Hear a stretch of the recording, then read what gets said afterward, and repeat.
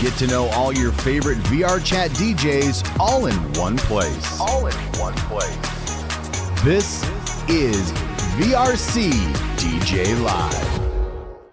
Very excited to have everybody here for another amazing installation of VRCDJLIVE, and we're continuing on with the industry month with which, by the way, man, July, everybody's coming out. We're talking, we're getting things underway, and we're talking about all of the cool things that we have coming up down the line, not only for the holidays, but as we continue on into summertime and even into spooky month. It's all very important, and it's stuff that we have to continuously talk about to be in the know for. So welcome on in to VRCDJLIVE. I'm Rob Roman, your host, and of course, this is the space that we talk to everybody in our community, from DJs to even rave people that love to rave users, rave followers, ravers would be a good way of saying it.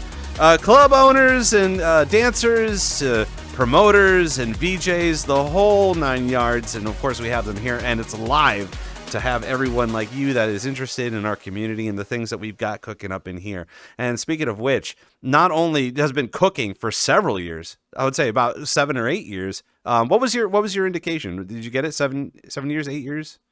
Yeah, I just got mine. It was for 5 years, but I'm definitely coming up on 6. I know that I'm pretty close. Oh, yeah, I was going to say, because So- like we're all going to be talking about the different milestones that we have in here. But of course, joining us in the seat, so she's been focusing her energies into diving into the VRChat fandom, and one of the first groups to be featured on the front of the VRChat in-game quick menu, which I'm sure you have seen it. It's not even a matter of you not seeing it. You have always seen it all the time. And we're going to talk a little bit about it too. Proud safe space for the 13 plus crowd at Club Bunny. And we're going to talk a lot about that. It's very fun to see. Please welcome to the VRCDJLIVE studios, PHIA. Yay! Hello. Happy to be here. Thank you for having me, Rob. I'm glad that we were able to get you on the show. And it's funny because like as we continue to like bring on like, you're popular. I'm going to just go ahead and say it. You're a very popular individual. People know who you are. And I think as we carry on into the show, one of the fun things I love to talk about is like we have people that enjoy our community off to the side. And then there's people like me that's like, I creep into like TikToks and I see the TikTok social media people, and I'm like, man, I would really love to bump into them someday. And they're just over there, you know, like we don't get to see them too often. But at the same time, I think it'd be great if we were just like, let's get the TikTok people on here. Let's get them involved and get them a little bit more introduced here. But even being more popular within the virtual reality show and also Club Bunny, we were just talking about the you had PHIA Energy. What was it called? We were just talking about the PHIA Force. The PHIA Force. So yeah, we were talking a little bit about like, Yes. was it technokinesis? I forgot what the actual term was. It was really cool that you were saying it. But tell us about PHIA Force.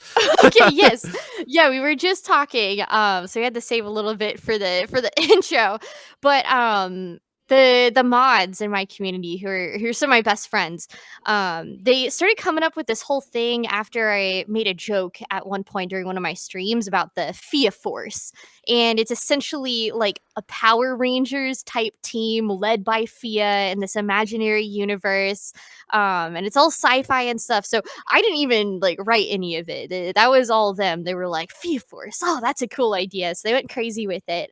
But in real life, we were speaking about how I have this technology curse where I swear to God, and this has happened my entire life, it's like technology just wants to break around me. It's like I walk into the room and the computer or whatever's in there just decides to stop working, or has like, my computers have always had like the weirdest unresolvable problems that don't make any sense. Like I'll walk up to someone and their computer will just start doing weird things, and you know, it's like, sorry, it's my fault. But we came up with a fun term for it. So we're in this PHIA Force universe. I have this technokinesis ability, so it's like I can break technology like evil robots and AIs. I kind of feel like the PHIA Force also wears your getup. Not gonna lie. Yes. But just like different colors, totally. I guess. Yeah, there's I don't know. I guess there would be probably a whole bunch of different outfits and stuff. They have like a secret headquarters inside of this like milkshake bar. So they all like meet up and go undercover, and it's like secret like aliases. I Oh, don't wait know. a Like minute. Didn't you make there's a wiki. Yeah, didn't you make didn't you make There's a a wiki milkshake for bar it. in VRChat? Or was that Yes, that was the same one? Okay. Yes, that was the same one. So that's like an Easter egg for anybody who knows about the PHIA Force lore. It's called Mimi's Milkshakes, and it's named after my grandma, Mimi. I love her. Everybody loves her. She was on my stream one time, and she made me a strawberry milkshake. She was like, "Here, I made you this milkshake," and so everybody just loved her, and we turned her into this whole thing about Mimi's Milkshakes, and so that's where in the lore the headquarters is in the Mimi's milkshake bar.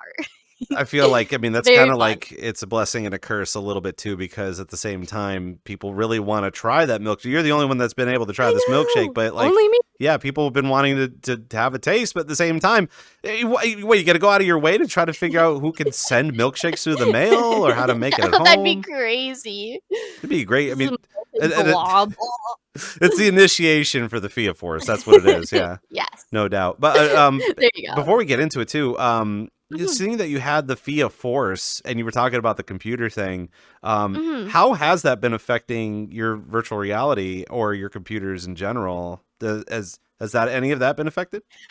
Yes, so I am very, very blessed where Thrill, who's my fiance, he is incredible with technology, and he has like the opposite thing to where he can just make anything work. And so we have this great dynamic to where I will have the weirdest VR problems, things just break, and it's like my trackers aren't working, my weird driver things that can only be fixed by this one really niche issue in the BIOS. It doesn't even make any sense that I would, it's like USB stuff. And so thankfully his tech savviness evens out my curse, because that makes otherwise I sense. don't know if I'd be able to function. Yeah, but I'm sure you'd be able to understand a little bit of it too. I mean, we're all not super geniuses when it comes to making power PCs, but at the same Mhm. time too, you're gonna want to need to know a little bit about what's going on. I've learned a lot, that's for sure.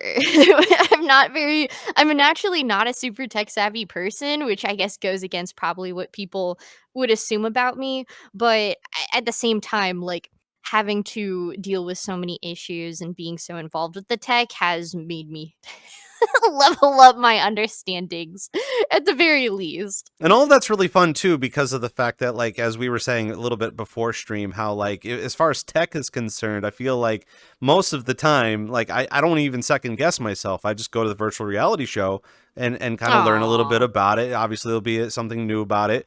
We're going to be talking about the Bigscreen Beyond 2E today. Yeah. But at the same time too, like, you work really hard to be able to provide the community with a little know-how of the things that we are constantly trying to figure out, and all of that is super great to see. And so kudos to you for spending literally like 5-6 years of your VRChat Yeah. journey to putting this Mhm. together and being all a part of that. How does that kind of make you feel? I mean, it feels incredible, but also like ancient at the same time. I got my first VR headset when I was 19, and then I had my 20th birthday the next month and started my channel basically right after. It was a very quick turnover from having a headset to starting my channel. So I was, I don't know, like I couldn't even drink yet. Like I was barely an adult. I did I was just trying to figure out life for myself. And I'm 25 now. So I've matured a lot, but also firsthand experienced these weird turnovers in the industry because I started pre-COVID, and then COVID happened and that flipped everything. And then the Quest 2 came out and that flipped everything. And then there was like NFTs and crypto, and then that all fell apart and that flipped everything. And then now we're on this different kind of new phase where things are more slowly growing again. And I don't know, I feel like a veteran. Like I have some PTSD from the wars of the VR industry in only in only 5 years. Yeah, I feel like we've been kind of So going much. through everything, at least one new thing a year, and it's just like, when can we catch a Exactly. break and just enjoy ourselves?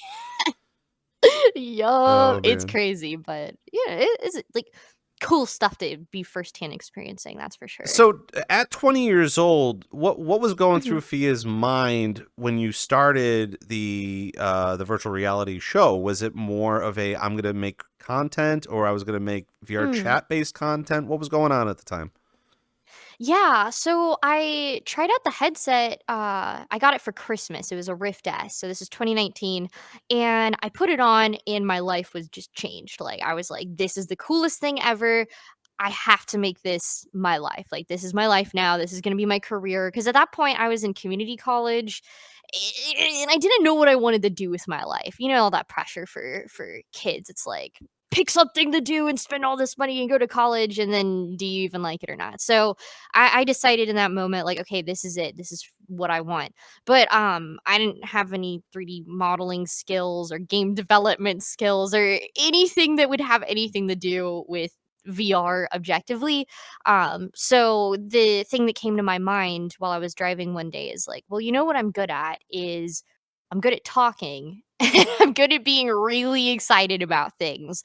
So the natural converging point is content, like make a YouTube channel where I just talk about VR and get excited about it. And yeah, that whole formula ended up working really well for me. People enjoyed a lot of what I was covering, and I like to cover not just VR chat content, but I have a lot of different deep dives into technology and phenomenon and tech. So I've kind of done everything. But as of the last couple years, I kind of steered more directly into the VR chat related content as my main focus just because the overall industry is a little less, I don't know if lucrative is quite the right word, but as far as like success goes, like there wasn't as much success to be found in that niche for me as much as my VR chat videos would have really high reception. So I was like, okay, well, let me focus a little more on social VR and make that a bit of my main thing. And so that's kind of where I've been floating at for a while now. It's been a very challenging past 5 years, and I don't want to say that lightly too, just because it just seems like every year when there is something going on, we have to move forward, and as we move forward, there's another thing on the other side. And in the past 5 years, that's kind of what's been happening, especially during the pandemic. And I know one of the many things that we're going to be talking about here on VRC DJ Live is just that the fact that we've had such a huge influx of DJs coming in, and a lot Hmm. of them wanting to start up a hobby, learn a hobby. I know it was kind of becoming this really popular thing. And just as VRChat has been having their ups and downs in this weird roller coaster of like fandoms to memes to RP to dancing to the DJing, again, emotional roller coaster of what people are deciding to do. But the pandemic really did open up a lot for a lot of different people, including yourself, to be able to make content on YouTube, maybe some stuff on Twitch as well, or even, again, making worlds, 3D modeling, the whole nine yards. And just understanding a lot of that type of a concept too, for a lot of us and a lot of the people that were making the content from the pandemic is trying to understand the whole landscape of VR chat in general. And I feel like it's biannually, where you have two Mm. times a year where we sit back and go, how are we doing? What's going to be the next latest greatest something? And then we have to identify it, but it's never the final product. It's always in kind of this Hmm. like weird, like again, open beta, continuous, like early access kind of a thing. So it's very interesting to me how you were feeding into that, but your knowledge and the understanding of all of your videos has also fed the masses that have been trying to understand VR chat as well. Hmm. Yeah, it's really fun. I get to kind of be this evangelist for VR chat and social VR. So a lot of people they might know the general idea of VR chat or have seen Ugandan Knuckles or some, funny videos, but they have no idea the extent of what actually goes on inside of social VR. And it's really fun to be able to make these videos where I explore certain topics or communities where people will identify with and connect with something and realize that it goes a lot deeper than they initially realized. And so it's very fun. I really enjoy the opportunity where I get to introduce people to VRChat, and through my introduction and the way that I showcase it, I also get to kind of sculpt their impression of it as well, and say like, this is how I feel about VR, and then I express that through my content. People consume it, and they feel the feelings that I feel, and therefore also can start identifying with that same enthusiasm. Which is a really cool opportunity. It's something I very much enjoy. I know one of the things we're going to try to break down, we've been trying to break down for ages, it's not even just a matter of this year alone, is being able to showcase VRChat in a more positive light on YouTube, comparable to Mhm. the clickbait stuff, comparable to the really long videos and, exposés, I guess you could say. Mhm. That I feel like, some of it can be story. The other part of it is like, well, there is some ongoing problems in the simulation Mhm. that we're trying to understand, but being able to make content that rises above that is very difficult. And again, with the virtual reality show, being able to just say, not really distract you from all of that, but kind of focus your attention somewhere else, that where it needs to be, as Mhm. opposed to like it's like, oh, VRChat's got a drinking problem. Well, we all kind of understand that, but we're still trying to figure out the solution to it as well. So Mhm. we can't just we can't fix it overnight. That's definitely a given. But this is a really good way to transition to what you were saying too, how you want to give them a little kind of a 101, kind of an early entry into a lot of the different aspects of VRChat that a lot of people are too kind of fearful to just kind of throw themselves in as well. And Yeah. that's the rave scene. And again, we started the stream showcasing the fact that Club Bunny is a 13 plus environment. Mhm. So let's talk a little bit about that concept, because I think when you come in here, not you, but like when people come in here for rave, they're kind of thinking a lot of different edgy things. They're thinking 18 plus. It's got to be some sort of nudity. There's got to be some sort of influence. There's got to be Yeah. some swearing. That's 18 plus. Mhm. So talk to us about being 13 plus without it Mhm. seeming baby, because I think a lot of people see Yes. 13 plus and they think it's baby. So, as I've gotten older personally, because obviously whenever I started VRChat, like I said, I was 19 and then started my channel when I was 20. I wasn't that far out of being a teenager myself and still relatively young. But as I've gotten older and matured, and I have more and more teens in my community, one of the things that I've always been really frustrated with is the fact that you have VRChat, which is this 13 plus platform. That's the TOS. And I have a lot of thoughts on whether or not it should be, but that's what it is, right? And so you have a lot of children on this game. And whether we like it or not, they're going to be finding themselves in these spaces. And I think one of my frustrations, like I said, is just as I've gotten older and I see these teens in my community and in other communities, they are so enthusiastic and so excited to be a part of VR and VRChat and exist here. But I have a very strong stance on keeping them safe and keeping them protected. And it just feels like time and time again, one of the number one issues that I've run into in my community and other communities is seeing these teenagers who get wrapped up in the super over sexualization of VR chat.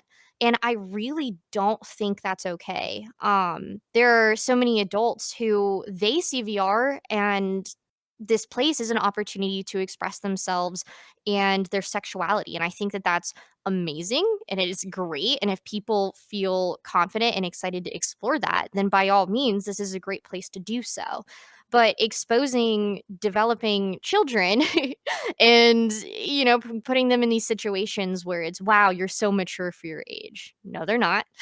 They're teenagers, Mhm. and they shouldn't be having sexual conversations with a 25-year-old or a 30-year-old who's wearing a bikini and this and that. And it really sucks the amount of times that I've had to deal with situations directly where you have this teen and then they get into a weird relationship or a weird situation, and it just leaves everybody feeling awful. And it really stems from the fact that VRChat is a 13 plus TOS. If it wasn't, then this wouldn't be an issue, but it is. And I think that a lot of the adults on the platform um, do a great job in just choosing, like, if you know you're interacting with the teen, then just stay away from them. But I also think there's a lot of social inadequacy in VR chat, and that could be for a various number of reasons, and that's like a whole thing. And maybe one of the more downfalls of VR chat is that people don't realize, like, they see this as a game or this virtual place. They don't realize that talking to a teenager in a bikini as a girl in a bikini and making sexual jokes in front of them, having a banner that is inappropriate, like, that's not okay. You wouldn't do that in real life. But because it's a game, we create these separations. And for me personally, I think as an older sister and also probably some of my more like motherly feminine instincts, it's like, no, like protect these kids. Don't let them get in these situations. And me as a female too, like I know what it's like to have older people trying to interact with you in inappropriate ways, and you don't know any better when you're a teenager because you're mature for your age. So for my community, I just really focus on keeping it as true to the VR experience as possible. Like, it's a place to have fun, it's a place to express yourself, but it's also a place for people to exist comfortably. And that doesn't matter if you are 55 years old, if you are gay, trans, black, white, or if you're 13. Like, I want this to be a place where everybody is comfortable and everybody is happy and everybody is okay. And I don't think that space really exists a lot in VR chat. There's not a lot of places for it. And so, for me in my community, it's something that we really strive for. Is somebody watches my channel, um, especially a kid, if they see my videos and they're like, "Oh, this is my opportunity to get involved in VR chat." The very first thing that they get exposed to is a place that's safe. Versus if they just join into the dark side of VR chat in a public instance or go onto the very adult side of Twitter, Blue Sky, or whatever, and they get more wrapped up in a community that's maybe not so healthy for them. At least for my videos, which are very beginner focused and very introductory and welcoming for new people, like they immediately get funneled into a place where it is safe, it is welcoming, and that includes respecting VRChat's TOS. It, So it's there you go. A very long, elaborate, elaborate explanation. Well, no, But there's that's, there's lots of really very valid points there too, enthusiasm. especially because of the fact that I don't want to say because I'm older, I'm starting to witness it a lot more, but Mhm. I would say that at any point in time, you always have to sit down and say to yourself, when do I become adult? Not really boring, but Mhm. more of just like, how do I get more focused on the things that I enjoy compared to what society is constantly looking for me? And I Mhm. feel like when you do have some younger people in VR chat, when they are first experiencing the rave culture, they are feeding into social media as their means of trying to figure out what their peers are going through, thus the Mhm. peer pressure. But even more so of just being able to self-identify, but also trying to find your tribe. And that's something we talk a lot about with the DJ community anyway. It's not even just a matter of, oh, I listen to drum and bass, so I got to go hang out with the drum and bass people. But people need a place to start. So I feel like when they are coming in here and trying to self-identify themselves, whether it be pronouns or the way that they dress or their religious preferences or whatever, they are looking for somebody that resonates really well with them. It reminds me of like goths in love, like goths when they love each other, they're always very stern and they just, they have that the whole like man, I hate life and blah blah blah blah. But in reality, in the back of their head, they're just like, oh my god, this is perfect, and I'm in love, but Mhm. they don't want to show it. Um, but like that's kind of it too. It's just that when it comes to club etiquette in virtual reality, it's something that we don't really talk too much about, just because I feel Mhm. like the people that are hyper focused in on it already have learned a bit, but we are kind of filtering in as well as much. We have a bunch of like age ranges shifting. Some new people are Yeah. coming in, and it's just constantly shifting. That Mhm. we have to introduce these types of concepts of new club etiquette to the younger generation. And not only that too, but like there is a club etiquette in here, I would assume, as well as at Club Bunny. And so what are some of the other things that you like to implement? I know you bring in a lot of different DJs and a lot of different Mhm. vibes, and you don't do it so often, but when you do, besides being a safe space, is there any other things that makes Club Bunny stand out compared to some other clubs that you could potentially be going to? Mhm.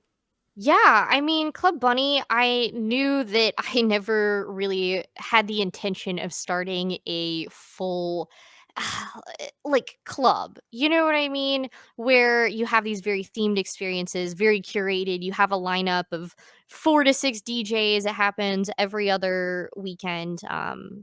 You know the drill.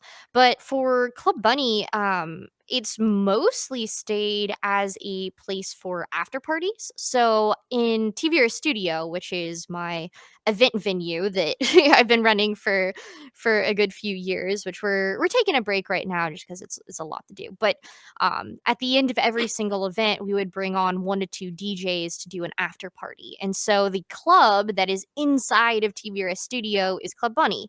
And one thing that I've always held really dear is giving DJs a place to play any genre they want. And so a lot of different clubs are really focused on the vibes, right? It's like trying to bring in the drum and bass night, the rhythm night, or the club is based around a genre like the techno club. Like, I don't know, like Ghost Club is very techno and it's quiet and people listen and they just vibe. And I love that.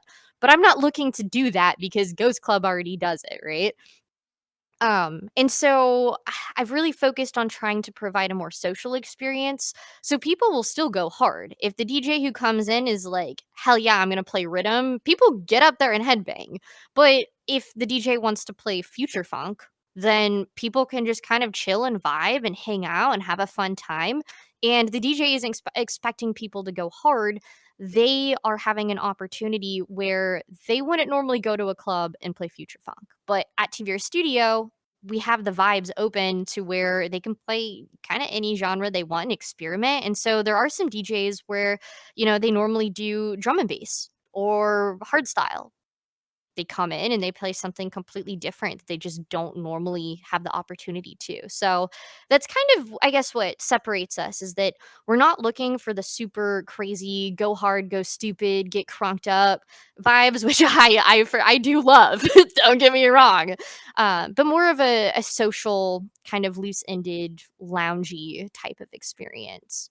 And being able to provide that here in VRChat is very unique too, just because, and something that I've been seeing for the past maybe 2 years or so, the fact that it's not even just a matter of your underground stuff or one particular genre just winning over all other genres, which happens a lot. When you have peer pressure, it's just kind of like, oh, you like to rave? Oh, then you must love drum and Mhm. bass.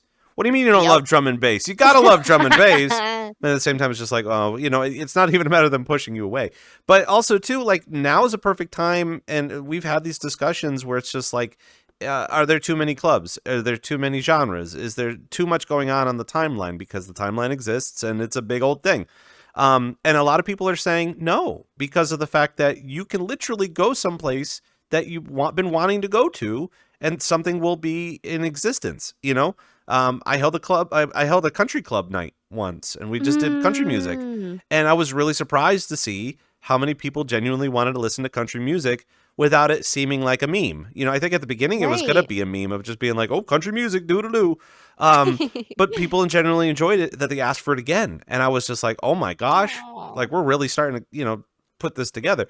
So I feel like with Club Bunny, that does the exact same thing too, is just like, where else can you go into a club experience, especially if you want to start learning or figuring out how you want to handle it, and be able to listen to music that's not basic, but like it gives you an introductory of what that Mhm. music could potentially be. Because there are some people that are just like, oh, my friends like drum and bass, so I guess I have to like drum and bass. No, no, no, no, no. It's there, and you can, but Mhm. you can be proud of the music that you listen to and enjoy it. So that's really exciting to see that Club Bunny is starting to kind of grow, and your community loves it. And I actually, when I went in to see it at one time, I was like, where has this been? Like you just kind of you just kind of made this grow, and then I'm just sitting here like, how come I wasn't invited to this? So it's all very thrilling. And of course, we're also going to Mhm. talk a little bit more about Schism and how, and the things that you've learned from Schism and going to Schism and attending shows and helping out with that compared to Club Bunny. We're going to be talking Mhm. about that momentarily. Of course, this is VRC DJ Live, and we're full steam ahead on this show. talking with PHIA here as our special guest on Industry Month. And if anybody in chat, if you guys have any questions for PHIA, this is the time. When else? I feel I'm laughing because like this whole week we've been kind of trading back and forth questions of I'm trying to get your attention, you're trying to get me some attention. I'm trying to go back and forth with it. But how busy is your life compared to the fact that you're doing content creation as well? Oh my gosh, my life, I don't even know how to explain my life sometimes because it's like, I don't know, it feels like it just flies by. So I do a lot of different things nowadays.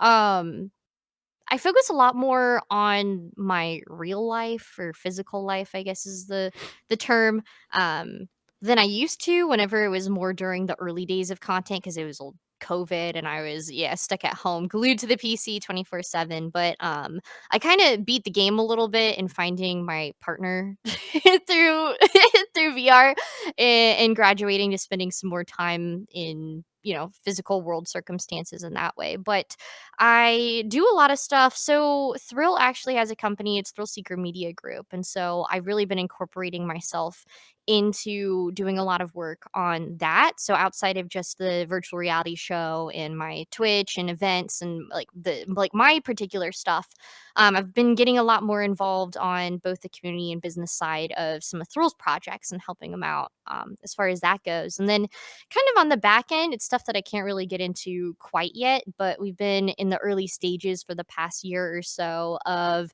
getting into development and what exactly that means. And instead of just creating content about VR, creating the things that we'd be excited to talk about because with the way that the industry has just slowed down so much, there has been a bit of burnout, which I'm sure we'll talk about, a lot of burnout as far as VR content goes because there's just not the things coming out that we're as excited about. And so a lot of my extra time has been spent both exploring the development side of things, as well as actually forcing myself to start doing like my own hobbies and non-content related stuff. Mm-hmm.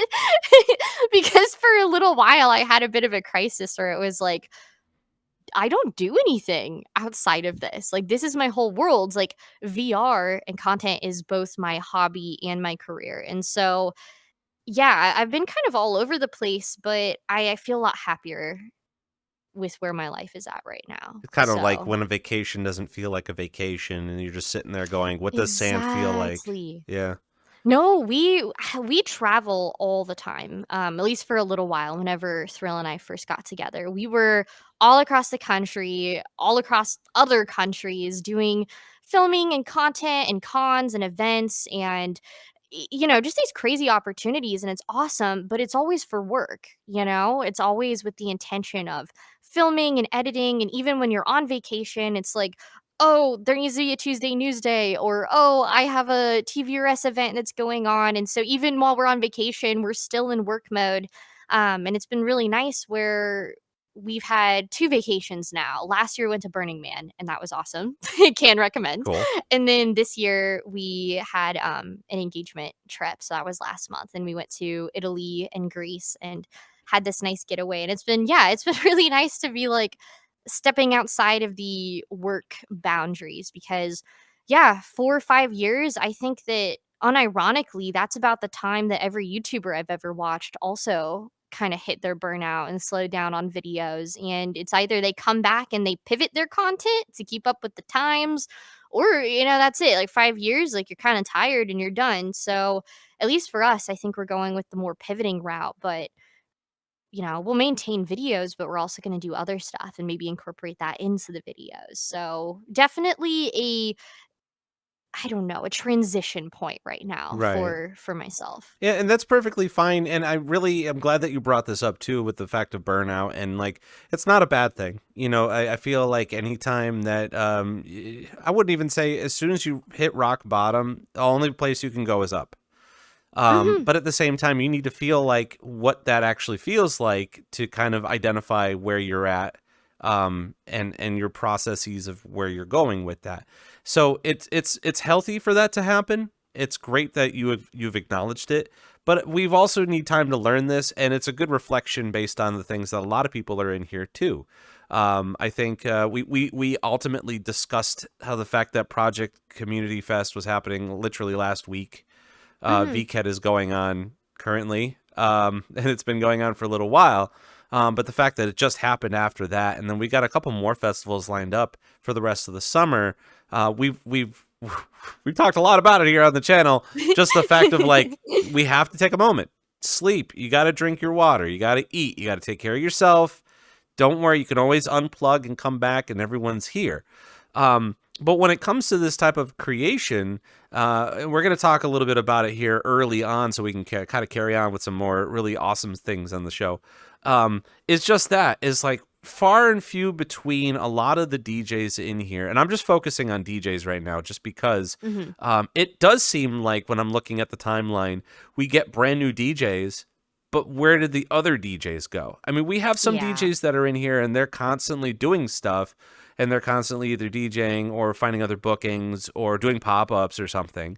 And there is this weird implication in VRChat that you have to like you need to find your limelight, and then you have to understand your limelight and how you feel based on celebrity status. So and so it goes with like content creation anyway. It's just that at any point in time, when you have a huge following, all you can constantly think is, I'm going to make content for that following, and if I don't, Yeah. I'm letting them down. And Mhm. that's a really bad. It sucks. It's a bad feeling. Like that's an obvious thing. But at the Yeah. same time, too, like we have to take a step back and say our best material gets stemmed from rest and relaxation. You know, I Mhm. feel like I could produce better and I could sound clearer, especially today after I had lunch. So I had lunch and here I am. You drank some water and you felt So pretty good. huge. You're like, hold on a second. Before we do the show, I got to drink some water. Food. I am definitely very familiar with the hangry state of mind, and it's crazy how food will just fix all your problems at some points. So learning about the learning about this and trying to understand, because again, you've been cooking for the past couple of years, just making regular content. And what's so unique about your content that's really hard to digest is that VRChat is ever changing, and Mhm. it'll never be it's infinite. It's never finite. And Yeah. the hardest part, I would assume, is that you're constantly getting in information that you have to either gather up and then make a video on it, or you wait till the next big thing that happens, which you don't know. So at the same Mhm. time, you're racking your brain on trying to make this type of content. And the same thing kind of goes with the DJs, where it's just like, I could play anything. But at the same time, when people come and see everything, they know everything. So how do I make it better instead of just being like, wait till the next big hit that comes out, comparable to Yeah. having some sort of skill? So kind of break that down a little bit for us. Just the fact that like you started when you were 20, you're still cooking here at 25, and you've massed over 278,000 subscribers on YouTube. Obviously Yeah. there's some moments in the back of your mind saying, I can't let them down. Oh, definitely. It's really there's so much pressure sometimes because like yeah, you want to provide for your audience and not disappoint them, and some of the nature of content and the internet in general is the whole idea of like relevance, right? You're kind of at the whims of what people want, and at least for me that's one of the reasons that I did switch into the VR chat content in particular so much, is just because that was the place I was getting so much reception. People were really excited about my VR chat videos, and so I wanted to keep it up there. But you're right, like it's a very ever changing scene, and some things die out, and new things are constantly born. And yeah, it can be like very unexpected where I end up finding inspiration. And there's definitely been some times where I really couldn't find any inspiration, right? Where I'm in the game and everything kind of feels redundant, like I've explored all the stuff that really resonates with me. But then other times where it's just completely an unexpected opportunity. Like one of the videos that I'm currently working on right now is about the VR chat boxing scene. I had no idea that that scene even existed. Like, I knew that there was the world because, it's always on the popular tab, but they have like these full fledged tournaments and it's like huge in Japan. They have like Pico sponsoring it and all these companies doing things with them. And then the USA side of things, they're so passionate. And so I'm working on a video about them right now.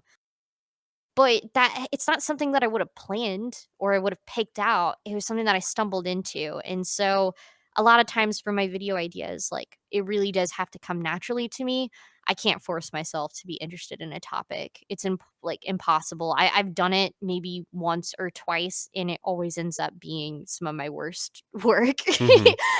like my least viewed videos, or um, I don't know. It takes me forever, and I rewrite the script 3 times, and I'm not happy. But whenever I just naturally find something, I'm like, hell yeah, I'm just gonna dive into this, and then usually people watch those more. So I think it comes a lot within how I actually feel about it. It shows through. This is going to be kind of a twisted question, but when Mhm. do you think should be the most appropriate time to step outside the box and try to find something new in VR chat? It's kind of hard. I mean, VRChat really goes in waves, and it also, I think, really depends on my personal interests at a time. Um, But yeah, I think it's just like I will binge a whole bunch of VR chat and find a whole bunch of things, get really inspired, go make some videos or interview people, and then I'll get really tired out and I won't touch VR chat for a few months and I'll go do literally anything else that I can. And then I start getting, a little antsy. I'm like itching, like, oh, I need to go back in and see what's going on. And then I find a whole bunch of new stuff. So I guess for me, it's just like an up and down flow of how invested I get because it's kind of an in and out and in and out. What is it like to be noticed in game? Does that happen occasionally? Do you frequent Publix? How does that work? So I don't frequent Publix. Kind of for that reason. My experience of VR chat nowadays, I mean, it's been like this for a long time, but it's very different than your average player. I can't really come in here just to just to chill. Because yeah, like people recognize me everywhere I go. And it's a really weird feeling, right? Because having 278,000 subscribers, it's a decent amount of subscribers, don't get me wrong, but it's not like that many. I'm not like racking in the millions here. But the weird thing about VR chat is just that because it is so close of a niche still, um, my status is way disproportionate. it's to where I feel like this crazy celebrity status because everywhere I walk into, yeah, people recognize me and I can't go into a public world without someone coming up to me. But it's a weird feeling because I don't feel like I should be at that level, but because of how VR chat is, it is like that. Um Well, and so yeah, I it think the creates real a really question is like if interesting somebody were to dynamic. nerd out with you saying, "Oh, I saw this episode that you made," and I was like, "I'm really excited." Do you ever give them a Yes. whole like second spiel on the show that you put together for that? Oh, of course. I mean, one of the reasons that I love hosting events and throwing Club Bunny or TVRS Studio or anything like that is because I love interacting with people. And that is something that a more typical content creator I don't think would get is the ability to have personal interactions with their fans or viewers nearly as much as I get the opportunity to. Um, and so yeah, whenever I go into VR chat, I kind of expect to meet people who are excited to see me, and I love that experience. It feels really good. Like someone comes in and is like, "Oh my god, I watched your videos, and that's why I'm in VR chat." And they're a trusted user, and they're ingrained in like 5 different communities, and doing this and that. And they're like, I owe it to you." It's a really crazy feeling. And so yeah, if I can give someone a positive experience where they want to talk to me, they want to ask questions or this and that, then I absolutely will. And I kind of expect that going into my VR chat sessions. And that's a part of my expectations because that's just how I end up experiencing the game nowadays. I kind of feel like this is kind of how you integrate a virtual reality studio and all the different fun things about the actual world itself. I haven't had an opportunity to go around to take a look at all of the studio, but talk to us a little bit about the stuff that you do with your well, I don't want to call them, well, they're still fans, but the people that are part of your community. Yeah, I mean, my community in particular, we've had a we've had a really fun few years. with TVRS Studio, we basically started doing these once a month big events that I would host. And we had this whole staff team and some amazing people coming in. And every single month, we would feature a different topic, like a theme, or a different community or particular performer. So I think like one person you would recognize is like Naku, right? If you guys know, I'm Naku, a very popular DJ and performer in VRChat. So if you're in the club scene, I'm sure you know Oh yeah, him. we've had him on the But show a couple times. Well, one oh, time. I am Yeah. not surprised by that at Yeah. all. So your viewers should know Naku Yeah. then. um, but yeah, we had a special event curated to Naku called like the Naku Experience. So he went up into our grand theater, right? And so everybody sat down and he played piano and he had his whole Porter Robinson performance he did. And we had these visuals on the movie screen and it was crazy.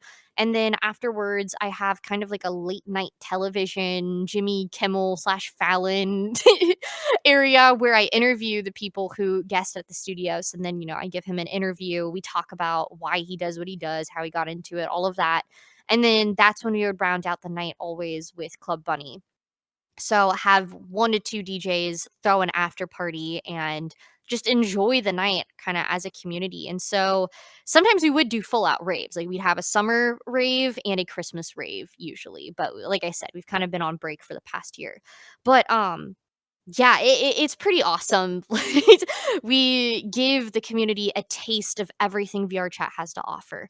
Bring in dancers, singers, filmmakers, basically anything you could name, comedy, improv, all of it. And the virtual reality show has been a hub to where not only can you watch my videos and get a taste for everything in VR, but you can also come in to VRChat itself and through the virtual reality show studio get a taste of everything that's offered in VR. So that's kind of the mentality of it. Yeah, I was going to say, despite the fact that there's so much going on in virtual reality that you like to showcase, do you find that you have a lot of people in your community that literally come up to you to ask you how they can start their content creator journey? Yeah, no, I get that question quite a bit. Um, People will come into my Twitch chat and ask questions, and I'm always happy to answer. And in VR, sometimes people have specific questions. I actually do one-on-one tutoring, so I've had a few times where people reach out to me over email and they're like, "Hey, I have this idea, but I don't even know where to start," and they have questions for me. And so, if people want to do like a paid tutoring session, that's like a really great way for me to share my knowledge and also have a little bit of financial support. So, um, yeah, but I'm usually pretty open to answer a bunch of questions. I have years of knowledge built up, and it's both VR specific and also just general content specific things that I'm aware of now at this point too. Kind of everything. I've seen it all. It's pretty great to see that VR chat's getting a sort of a renaissance, especially when it comes to content creators and influencers and being able to post on YouTube or Twitch. And I would ask you the burning questions between what do you favor the most, YouTube or Twitch. We'll get to that moment. Get to that question in a moment. Of course, it is VRCDJ Live, and we got questions in chat, so we want to make sure that we're getting to them and asking about them. And this is a very perfect time to kind of get to know you a little bit more about what you've been seeing in VR chat that a lot of people have been as well. Of course, I'm going to say the obvious. I think everybody that I've been seeing on TikTok loves Marcus from Rafflegator. Has there been any other type of like content that you've been noticing either on TikTok or YouTube that has been VR chat related that has been fairly new? I mean, I've seen definitely some shorts that have been pretty interesting. I think that VRChat actually themselves have been doing a really great job at dropping some pretty interesting TikTok shorts and whatnot, showcasing different worlds and creators, which has been really fun to see. I have a few VRChat creator friends that I'm a big fan of, and I like to stop in and watch their channels twice. He's a really great VRChat content creator. He takes long breaks too, though, because he has a lot going on IRL. Boneless is someone that I'm a fan of, and Parzival, they're also really awesome. So there are a few creators out there that I really keep my eye on, but um, yeah, I don't know. There's not like a ton of things that I'm super into. I guess like the more I feel kind of bad to say this, but I'm just not as interested in kind of the hee hee ha ha funny content. So as much as I like respect Rafflegator and all of their crew, it's just like not really something that that I sit down and consume in my free time. I have a bit of a problem where I like to feel like productive. Like everything I watch has to be for building my it's my mental But like, knowledge, which is probably a problem. I should probably enjoy life a little more, but well, here's the question though: is just like now that you're actually seeing a lot more of that hee hee ha ha content too. I've been kind of going back to 2017 with the meme style content that's kind of role playing. Are we seeing a resurgence of that? Do you think that's coming back? I'm sure it is, but like I said, I mean, it's just not on my feed. It's not really what I interact with. I know that for a little while I would watch like Kiwi. I really like Kiwi. They're really awesome. And Fillion also had some really funny it's a VR chat type stuff. But I don't know. I mean, Drumsy as well. He's always made really awesome videos, and Lolathon.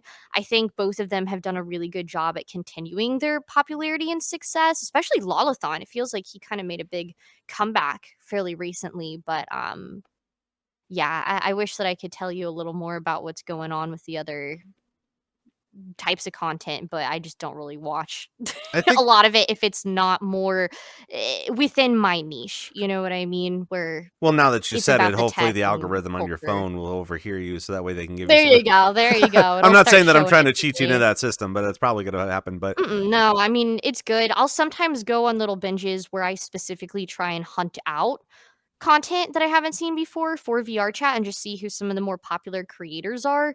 It definitely feels like the more TikTok scene is kind of on the massive side that I just don't keep up with. But I don't know. As much as I love TikTok and I've made some really popular TikToks, I don't love short form content. mm. It's not where my passion is. I am a long former through and through. And so yeah, I don't know. It's a little besides my world. And that's cool. I mean, again, for those people that do love the longer content, I mean, for me too, is like if I'm going to watch a 10-minute video, I'm going to be invested in a 10-minute video. Thing about Yeah. doom scrolling is just that. It's called doom scrolling. And the fact that like, it's my way of getting more stupid. You know, it's like I love being stupid and I love being able to just kind of go to that point until I say I'm stupid and then I move on. But Mhm. with the long form content, you at least learn something. You know, it's not you just sitting there and picking your nose for 10 minutes unless that's something you actually like to Mhm. do. But the only reason why I'm bringing this up is because here on the show, we love to say the phrase bridge the gap. And one of the things that we've been fighting about, especially with the industry month, is trying to understand what the outside looking in is going to start favoring. And when we did have Tupper on here a couple weeks ago, I'm glad that he didn't drop it because at the same time, we're going to talk about it. And we're constantly thinking a little bit about what the outside sees about VRChat and the fact that VRChat is growing with their viewer base, with the user base. I can't say that I'm not seeing less and less wiggle streamers, but at the same time, just as we've been kind of implementing that again, it's the interests of the people are kind of getting a focus somewhere else.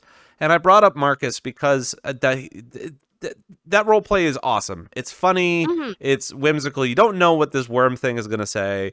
And Rafflegator is just kind of fighting into it. But the more I feed into it, the more I'm starting to see that people are actually cosplaying Marcus at convention. And people That's are so wearing cool. Marcus shirts. And Oh, I Rafflegator love apparently has that. had to like tell them to stop making Marcus shirts because he doesn't own the image or the name or something, Mm. to the fact that everybody keeps talking about it. But now that we have this new headset for pre-order that's coming out in September, I think, Mhm. and the fact that this launch, first of all, Big Screen's been really, really good, and we'll dive more into it in a moment.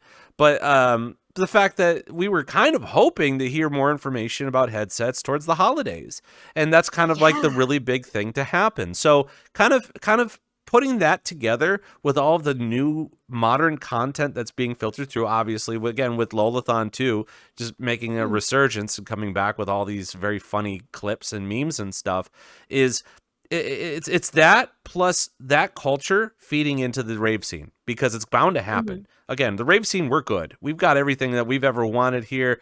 Even last year, we started implementing VR to IRL events where you can, go, like, for example, ShelterCon. ShelterCon happens Mhm. almost literally every year. And those are getting really, really popular. So now that people are learning, and from my research too, a lot of IRL DJs are looking to feed into the latest tech and the latest things that Mhm. we got going on in here. So understanding all of this, understanding all of the things that are going on with modern content creation, and the fact that VRChat has literally taken a giant step forward with the Bigscreen Beyond, literally within 24 hours. I kind of want to see where you think that the forecast is going to be, maybe even towards the end of the year. Right. Yeah, no, I'm really excited about the big screen collaboration. For me, it makes so much sense. So we actually had the really awesome opportunity, Thrill and I, more Thrill because he had already been doing it before we even met and he clued me in on everything. But we had the opportunity to kind of help test and feedback on the original prototypes of the big screen beyond. And so some of the direct features, like the really good microphone, was pushed by Thrill. He told them when he tried it on, he's like, guys, like, I'm not going to use this unless you put in a microphone that's as good or better than the Index. And for VR users, especially like social VR users and VR chat people, like they really require and need some of those features. So it was really fun to be able to talk to them and kind of push for some of the VR chat usage and be like, hey guys, like this is where you need to be focusing because these enthusiasts are going to be really into it. And so, you know, they heard and dove into it with the original big screen. And yeah, so many VR chatters got a hold of it, and I've always been a really big proponent of it myself. It's really been the only headset that's worked for me, to be honest. The face gasket fitting exactly to your face with the whole 3D printing and 3D scan, like, oh my gosh, that changed everything for me because I have a really tiny head. I know that sounds funny, but, like, I have a kid-sized head, and big ol' headsets like the Index, it doesn't even tighten enough to to fit on my head correctly. It's, like, loose and jiggly. Some of those things like the Pimax look absolutely comic on me. So having a headset that actually is custom molded and the OLED I'm obsessed with, I've always just loved it. I cannot recommend it enough to anyone. But not everybody. It doesn't work for everybody. Headsets, people forget they're wearable devices. Right.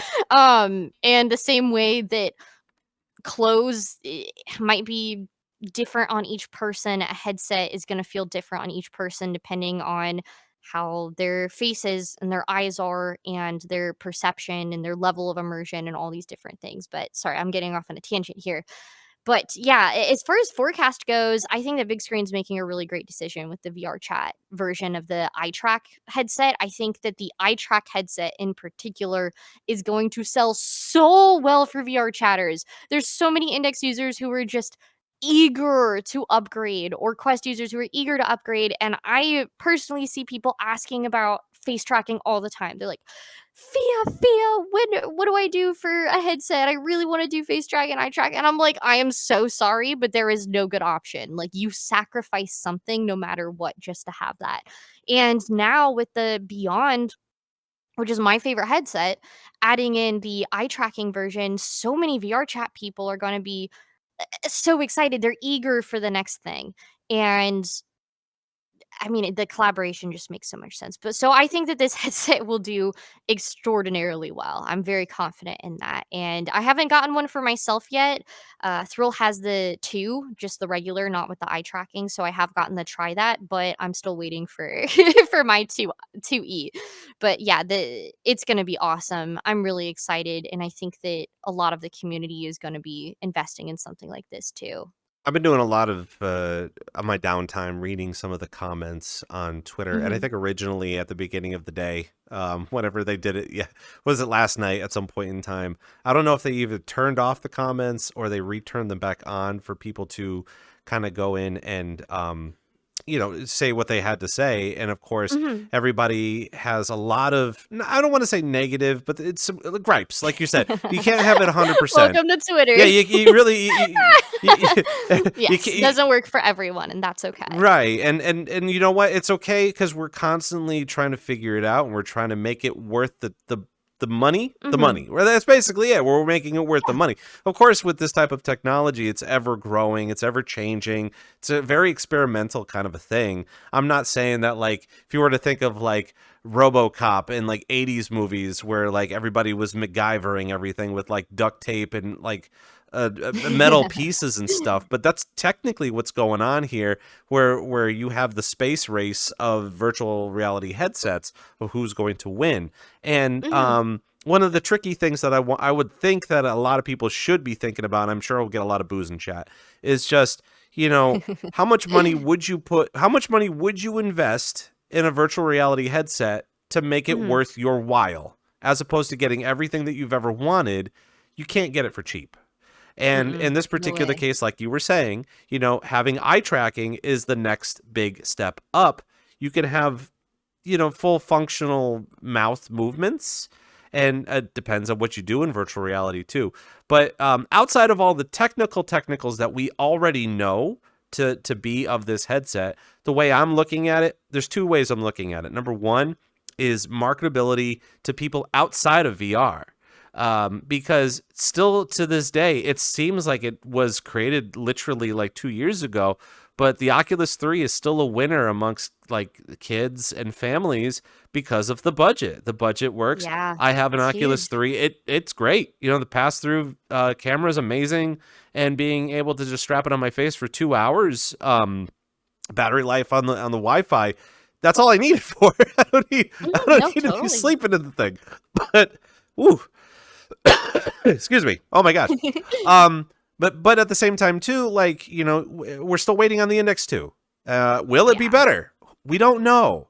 And the price keeps going up. Mhm. So people can complain and people can try to figure it out, but we could complain because we know what we want to get out of it. It's the way I'm looking at it is the people that are investing the money to come into VRChat for the first time, and obviously at a price of $1,200 is still very expensive just to get. Yes. Um, Yes. and And then that's not including base stations and controllers. You don't even get those. right, and just as like you've had some business experience with trying to understand like track straps and some other tech tools when it comes to virtual reality, I'm really invested in the latest, greatest, newest tech tools for DJs. And that's one of the Mhm. questions that if I were to get an opportunity to talk to this developer and just be like, yeah, I know it's not on the top of your list to think about, but we've got this massively booming community of DJs that are in here, considerable to what they're currently using. And I would only assume that a lot of people are still using the Knuckles controllers. That's what I'm using. Mhm. There has to be a better way. I know that they were developing gloves for a little while, and then that kind of just got scrapped. But for the latest, greatest technology, that's where I'm kind of focusing my energies towards, is the outside demographic coming in, and then the DJs that want to do a little bit more in virtual reality. Mhm. Yeah, I mean, I'm sure that there's probably some decent tech that even just the VR chat community is making for DJing and whatnot. I mean, I still remember like the whole DMX stuff becoming a thing for the first time and everybody having like VRSL and controlling it. And for Schism, Thrills Club, even the world itself is controlled with DMX. And so there's definitely like hack arounds and stuff that people are doing all the time. As far as like actual tech goes, it kind of sucks because I'm not going to say any details because I'm sure it's NDA'd, but there is a few rather large music companies that were looking into the VR space and creating tech for DJing and music production um, to be done in virtual reality. But those all got dropped. I haven't heard of a single one of those in years making any progress. I don't think that any of them ended up pursuing it just because of the way that the industry fell apart in 2023. So, unfortunately, I don't really have any exciting ends or anything as far as the DJ tech goes. We do get to go to conventions and have some special demos and stuff. We didn't go to AWE this year, but we did go to CES back in January, and we're planning to go again for 2026 as well. And there's always just a crazy variety of interesting VR tech to try out. And whether or not it'll do well and actually come to market, it's hard to say sometimes. But I mean, for example, like trying the newest versions of like the Diver X gloves for having like VR gloves and using it for VR chat, like it's totally viable for VR chat. It's great. And I think that that'll become more of a norm at some point, which would be awesome for DJing, being able to actually use your fingers on your decks and not having to. I hate the like pulling up the index Mm, controllers onto your wrists and yeah. like your hands look like this and it's just so goofy. But um Well, I bring that yeah, up too. there Just will be I'm bringing progression. that up too because like I don't want to. It's too early to bring up the whole Tomorrowland thing of the fact that half of the stage Mm. caught on fire, and just the fact that what was it, Bonnaroo ended up got rained out a couple of months Yeah, that ago, was and crazy. I will also say too that going to the Winter Music Conference this year in Miami in March. Originally, they were going through a third party to do a virtual reality rave experience, and that's kind of what Mm, fed my interest into it, despite the fact that it was happening. But yeah, that ended up getting scrapped as well, just because all of either it. people weren't invested in it or they didn't understand it. Yet here we are, about 7 months in, and we've had all of these like weird I don't want to say supernatural, but it's kind of weird supernatural things happening at a lot of these festivals, you It's know? crazy. Like one thing is like it get rained out, mud everywhere, electricity doesn't work, Tomorrowland caught on fire. Something happened before Ultra, or Ultra got too big, or something happened. And people still want this to happen, but with the future and the growth of virtual reality, this is where I'm trying to figure out where the bend is. And the people in IRL scene, in the record labels and the radio and stuff like that, we had Harmony Soleil from one of the top rated dance radio stations in Seattle on the show a couple months ago. Mm, We were trying to introduce that idea to her too, and she was just flabbergasted. She was speechless over the fact that not only have we been doing this, but we've been doing this for like 5 years. yeah. And the growth of it is just another thing too, despite the fact, again, we'll talk about the headset thing too, because listen, you guys have the questions. We're going to sit here and talk about it because listen, I want you to get it off your chest as much as I want to as well. Someone brought up the point that like, yes, wearing the Quest 3 is hard to wear when it's Yeah. just kind of plasticky, but at the same time, Mhm. that's what you're buying into. The tech is you're buying into the tech that's on your face, but you'd be lucky enough to get duct tape in the box to like just kind of strap it Yeah. around your head. Less Yep. let alone if you drop it, does it explode? So it kind of again, it's all open-ended questions. I'm not looking for like immediate solutions.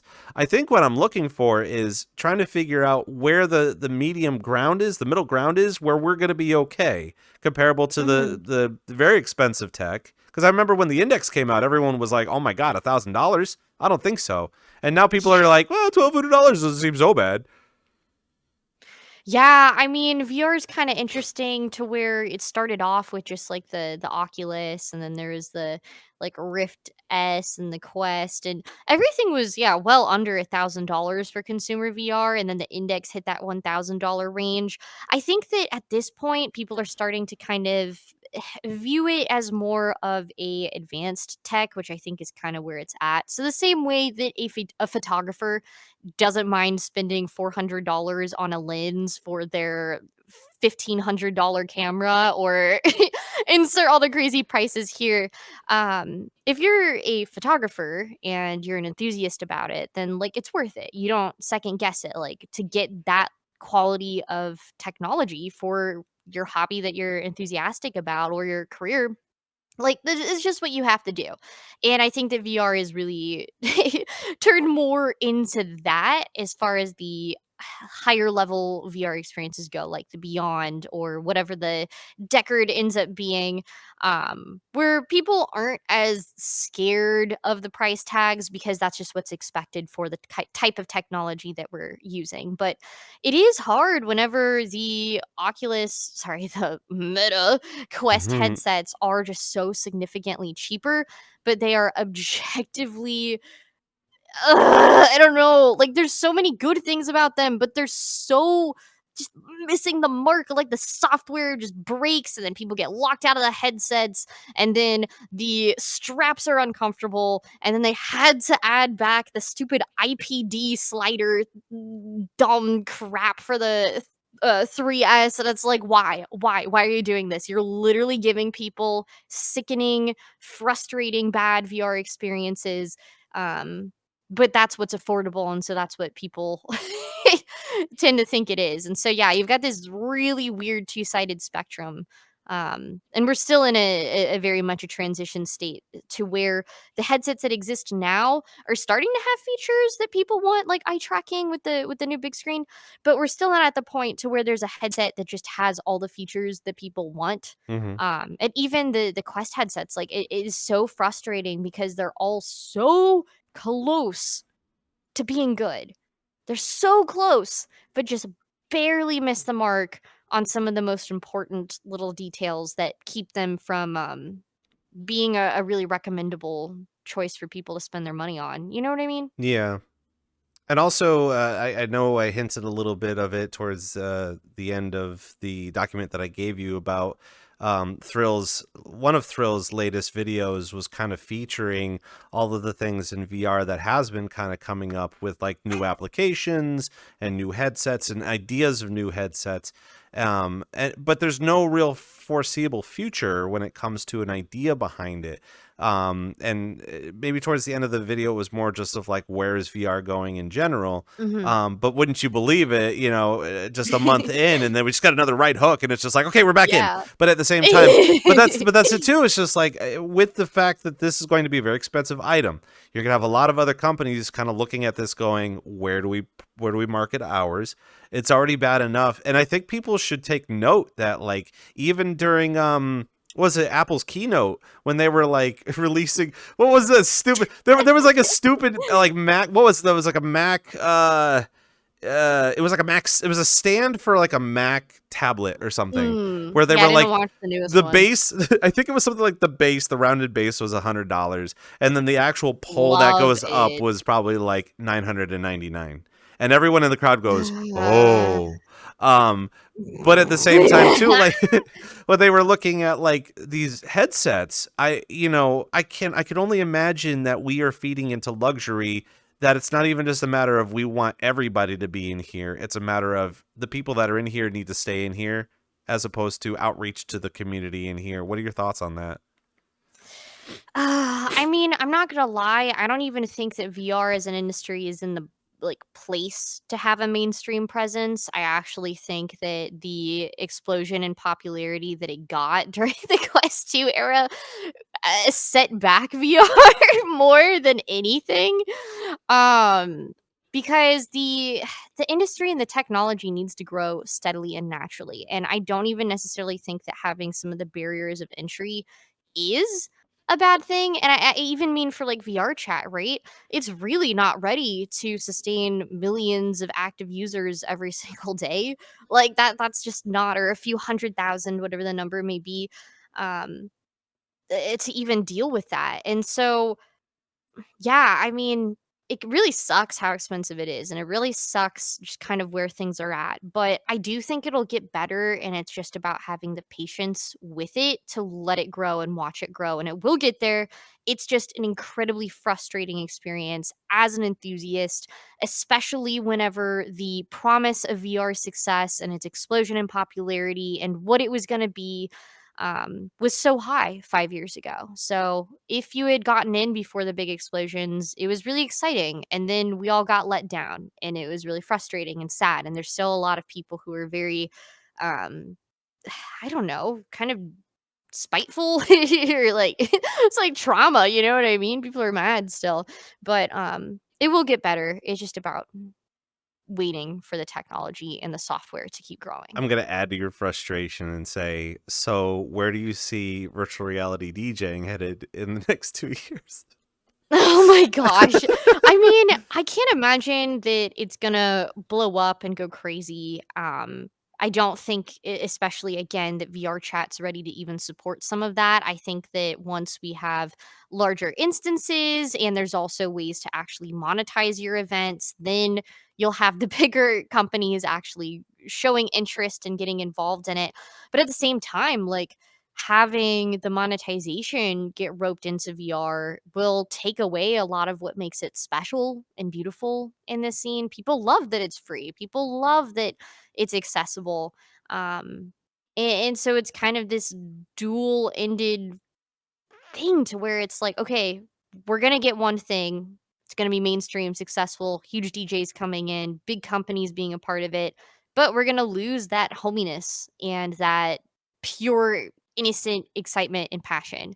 Um, so I don't know. It's hard to say where things are going to go, but I think it's just going to be slow and steady. There's going to be a little jump, it's going to mellow out. There's going to be a little jump, it's going to mellow out. And eventually, over time, it'll get bigger and bigger. And all it's going to take also is just one huge mainstream artist to just drop a bomb, like get into it, make it happen, get a great reception, make some bank, and then it'll just be rolling from there. But you can't even say when that would happen.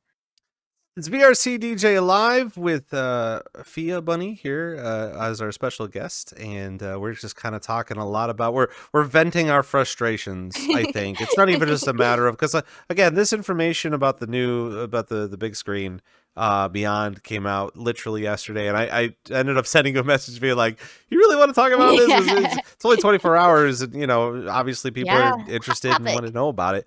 But even more so too is a part of VRC DJ Live. We like to break down a lot of the things that are going on in our community, DJ wise, between hobbyist and professional. And we've had a couple of professionals in here, just kind of performing, having a good time. But we've also had people that have started as a hobbyist and went on to try to become professional. And we kind of toss that around a little bit, just because, as you've said before too, having DJs come in here and performing as a hobby, it's very fun to do. You get yourself a medium-based console. I wouldn't say the cheapest, but like get yourself a medium-based console, perform for your friends, learn a new skill, maybe dip your toes into the DJ pool of like how it is to perform here all the time. And I want to be able to talk a little bit about your experience too, because you had a debut kind of recently, as a DJ, and having the insight of someone who is starting to learn, or I would assume you want to do more DJing in the future, right? Oh, definitely. I mean, it was kind of like a long overdue thing for me to go ahead and learn how to DJ and do like a little debut or whatnot. My DJ debut was actually for Naku, who we were talking about a little bit earlier, because he has a music festival in VRChat called Nurtured. And so for Nurtured 3, he invited me. He kind of as a joke, because we're good IRL friends as well. I think he was kind of joking, but he was like, send me a DM like, hey, you want to headline Nurtured 3? And I was like, screw it. Let's do it. Let's do it. I will learn how to DJ. I've always wanted to. I've been in this community for so long. And so it definitely took me quite a bit of effort because I felt this pressure of like headlining. So that was last May, so 2024. That I debuted my first DJ set. I don't necessarily have the time or the energy to keep up with it as a full side hobby for myself. As much as I do enjoy it, and I think it's very fun. Um, I don't know. It's just a lot, and I have so many other things that I love doing as well. It's more of just a tool under my belt rather than like a passionate hobby of mine. Um, but I like to be able to understand, like, what the DJs are doing when they're in here. Like, how does it feel? What is the experience? And being able to relate to them and feel that for myself has been really awesome. So I did a second set back in February because we had a Club Bunny event that was the 5-year anniversary of the virtual reality show. So it was on the night 5 years exactly after I had posted my very first video. So I did the closing set for that. And I put a lot of heart into my sets. I go probably spend a lot more time than I should trying to get my transitions and my double drops. I took it very seriously, but thankfully for me as well, Thrill, he's done quite a bit of DJing. He doesn't really play that many sets anymore, but for a little while he got super into it, especially whenever he was creating Schism. That was a pretty big thing for him. And so we actually did an IRL portal event at one point, and ended up getting CDJ 3000s, which is incredibly extra, but that's just industry standard. Sure. So we have a set of those here at the house. And I was like, all right. So I had him kind of like one-on-one with me, and I made my crate, and I had the CDJ 3000s and just pulled out my first set, and then my second one, that's all I've done so far is 2. So I'm kind of keeping it an annual tradition. That's what I've decided on, is once a year I will do a set and I will be excited about it and I will have fun with it. But probably nothing more than that, because I do put a lot of time into planning, and I'm sure if I did it all the time, it would just come naturally. But I'm not at the point to where I can get away with not crate digging like crazy and spending a lot of time Yeah, I was curating. hoping to maybe have a PHIA's Picks Spotify list soon. Probably. Oh, I would love to do that. Oh my gosh, I have so many songs that I love. It's also helpful too, especially for those people that do like follow that type of content, that it's like as soon Mhm. as they see a new song, they're just like, oh my gosh, like I gotta get into it. I gotta get into that level of like where PHIA is right now. And then hopefully it's not anything cryptic, but like, it's just like, okay, well, where is this leading to? Is Mhm. is there some Oh, like that'd be so cryptic fun. message saying that PHIA is gonna perform on 7/7/77 or something? I don't know. I mean, even if one person got really into me having like a secret Spotify that I updated with tracks, then I would do it. So how does it feel for you to because obviously you would be practicing without a headset on, but at the same time too, Mhm. when you are performing and you have the headset on, how does that make you feel compared to like just regular practicing? Oh my gosh. Well, it was especially that first set, because I did it live. I didn't pre-rec. I just straight up performed live. And I it's been a long time since I felt really nervous or had stage fright, because I do so much, I guess, speaking in VR, and I really put myself out there. And after you do that for 5 years, it's kind of second nature. Like, I don't get nervous coming on a podcast like I might have at the beginning. Um, but for that, I was shaking. I was terrified. I was like, "What if I mess up with my controllers?" And so, like, the whole day and then day before that, I literally just had the headset on my head and the controllers in my hands, and I was practicing just with the gear on my body.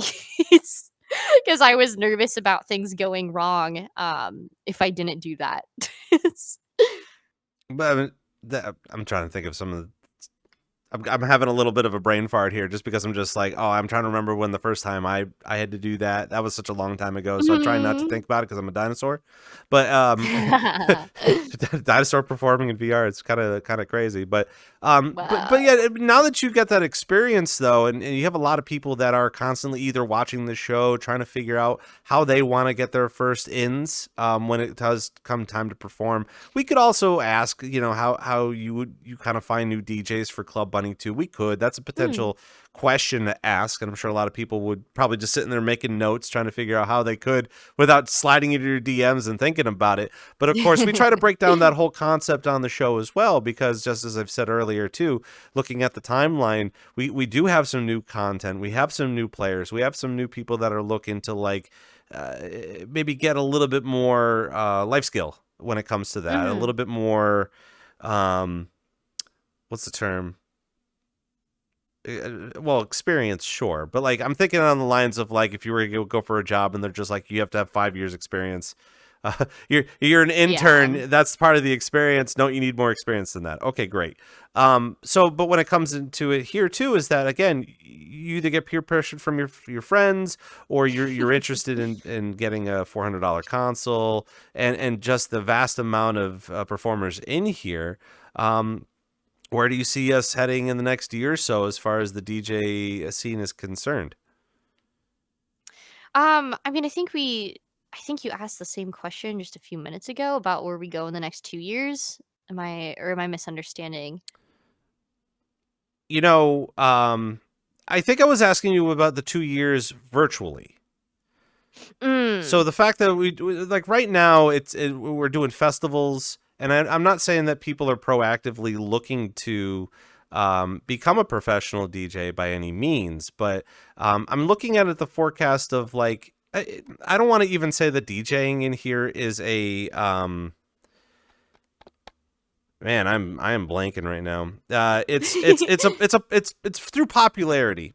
I don't want to say that it's a Mm. popular thing to be a DJ in here, but it's also a thing Right. for people to experience and want to try. But Mhm. as popular things happen to be, I'm not going to go ahead and just be on this program and say, "Oh, it's popular, everyone's doing it," like Labubu's. I'm not going to be like Labubu. I'm not going to Labubu. Labubu this. Like I don't want to be like, Labubu "Well, drop. everybody's DJing, everybody's Labubuing," but at the same time too, like you can't knock the fact that this is kind of happening. And these are the kind of questions that I even asked Tupper a couple weeks ago, because I mean, he sees it, and Mhm. I think VRChat is doing their own research. But even we're constantly looking to see where the forecast is headed. It is a very popular thing. I don't want it to end because of burnout. I want this to Yeah. continue to have a great thing, and I want people to enjoy themselves. And I think the scary part of it is that I think a lot of people don't know what would be on the other side of it if they're not currently enjoying it right now. Yeah, I mean, it's really interesting because it does feel like for every DJ that burns out or kind of dies out in VR, then there is someone who will come in and kind of replace that, I guess. It's kind of like this like biological cycle. um, so there's a lot of people that I was really big fans of who were VR chat DJs back in kind of the olden days is such a funny word. Whenever it was only a few years ago. Hmm. But during like the first Sly Fest, like that kind of era, or back during Loner, whenever they were throwing events all the time, because they were the first big VR chat club. And I actually had my 21st birthday at Loner. That was awesome. um, so there's a lot of people who've just kind of fallen out of it, which is sad to see. But also for some of them, it's come at the great opportunity of them becoming IRL successful DJs, or kind of leveling up from the free just doing things in VR chat to going to some more IRL gigs. And so I'm very happy for them, of course.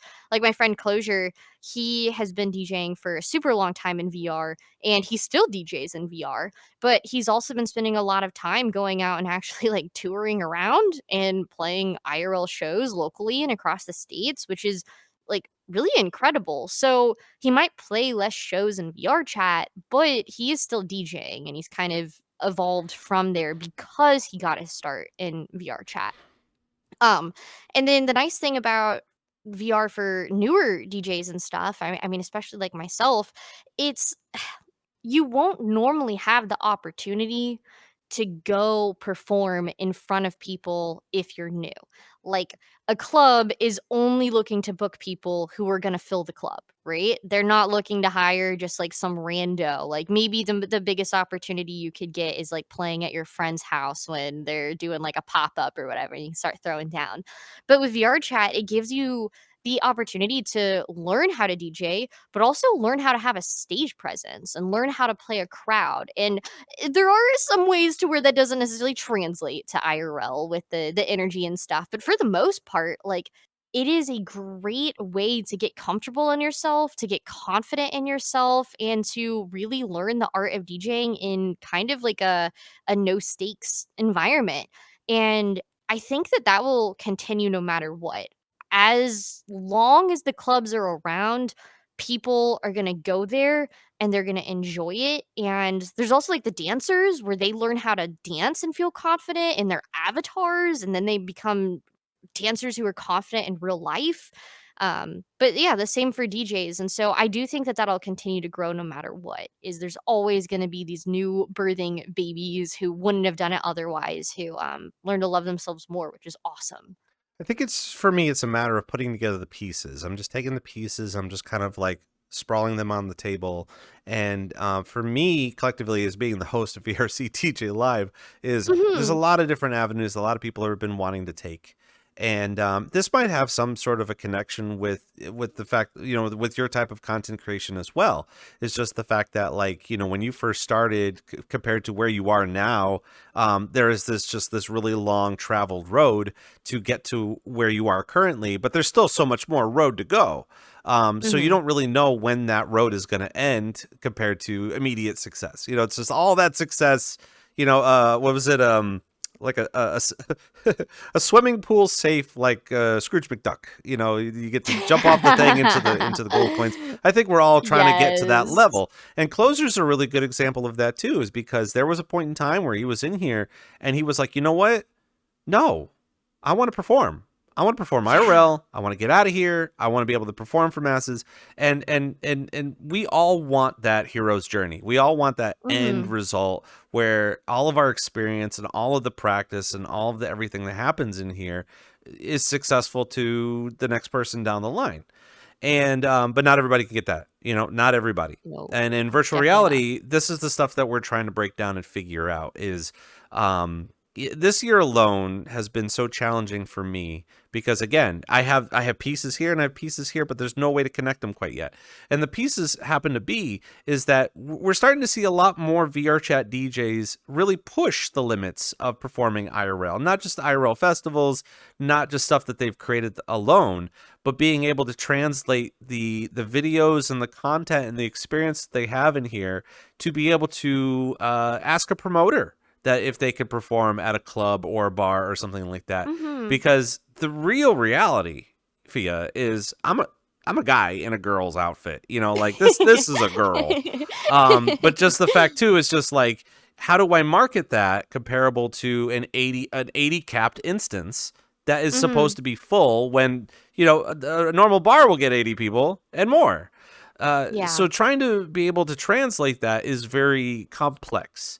And I know recently we were you sent me something that needed some clarification when it came to understanding what type of content could be in here comparable to well, that has everything to do with influence, but the influence also has something to do with your branding and how you hold yourself accountable based on the stuff that you have done previously in VR compared to what you want to do for your future popular business ventures.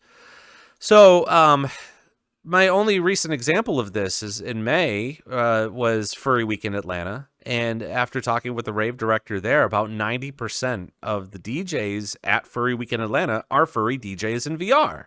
Not So surprised. for them to go there and perform for a 17,000 attended Oh. convention, it's like, where's the next step? But the problem in my head is if you're going to market yourself as a furry DJ, it's going to be difficult to just go up to a club or a bar and say, I'm a furry DJ, because they Mhm. are looking at it being like, well, that's weird.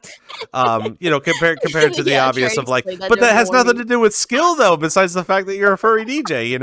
So that kind of, again, I want to have this open discussion based on this is while, and here's the other part that you're going to dislike is just the fact that these headsets are coming out, at some point in Mhm. time, are we really going to spend $1,200 on a headset when we've already spent $1,000 on a console comparable Yeah. to the vast amount of money that we would be spending for a catalog?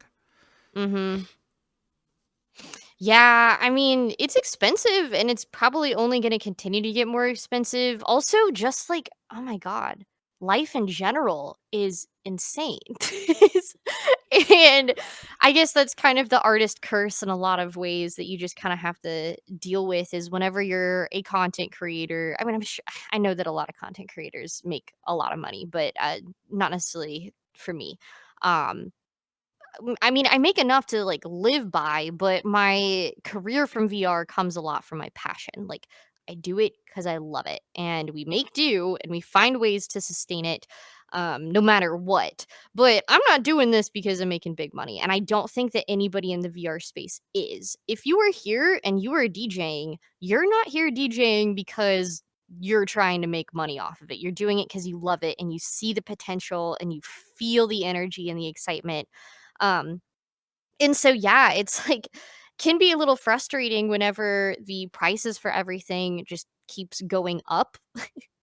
So you need to get a new headset. Well, you're not going to pay that off with your DJing gig money, that's for sure. So you already spent $1,000 on an index, and now you're spending $1,200 on the big screen eye track, and then you're going to spend what another 1,500 on the Deckard or whatever amount that ends up being. Like, yeah, it's a lot, and you really have to be willing to dedicate to it. But you know, I think for a lot of us, it's worth it. But for myself, I also am in a very lucky position to where we work directly with a lot of companies, and so they'll be very excited to send us headsets. Hmm. And so I luckily get to save a lot of money in that sense. You wouldn't believe the amount of VR stuff that we just live with. There is so much everywhere, and it's very fun, but it's also overwhelming. Like, I can't even use it all. You know what I mean? But it would be really hard for us if we weren't in that position. You know what I mean? I would ask you a really silly question about this too, Okay. because it seemed like every 10th response, as far as the Big Screen Beyond, in the comments was, can you send it to me for free? Can you send can you send it? You're like, I Yeah. want to try it out and give you a response, but at the same time, it's like, well, you don't have a big social media following or anything like that. But do you have any immediate words of advice for anybody that's kind of, I mean, I would assume people are going to want to try to, have really good ends with companies and try to figure Mhm. out a good place to start. I mean, it's hard. Like, if you have something to provide to the company, then usually they're pretty willing to work with you. But I have found personally that VR companies are often very short on money and resources, and they just don't have the ability to send a lot of stuff out or pay for content. Usually, ironically, for my ad deals, for example, right? The VR companies are always the ones who lowball me the most on my rates and price ranges to where they really don't want to invest in me, even though I'm their target audience, I'm their demographic, versus more normal sponsorships like a VPN or something are willing to pay more of where my content's value is worth. Even though my audience isn't even their targeted niche. But I think it just goes to show like those companies aren't really struggling versus the VR ones have a hard time even justifying their marketing spending whenever they're barely getting by a lot of times. And that's not going for all of them. Some of them I'm sure are doing really well, and I'm sure Big Screen is doing fantastic because they've been doing tons of new hires and stuff. But they're kind of like a rare case right now, very rare case. So yeah, I think that it's always worth reaching out to someone if you have something to provide to them and you're like, "Hey, I would really love to make some content about your controllers or about your headset or whatever." Um, but just have reasonable expectations, like put yourself out there, but also like really make sure like do I have something that they're gonna be interested in? And you can build that over time. I think that anybody's capable of content creation. You just have to be smart and really take the time to understand it. So, And do you think that's something that the virtual reality show will have a one-on-one educational Professor PHIA session on? I mean, I at one point really wanted to do a like Patreon course that was like a content creator course, which I might follow up and still do at some point. Just kind of going through both how to make content, but also how to be successful with it and the types of mentality and ideas. And I mean, even if I were to do that, that's not like you're going to become super popular and successful because you watch this course. Unfortunately, anybody who promises you that is just downright scamming you out of money.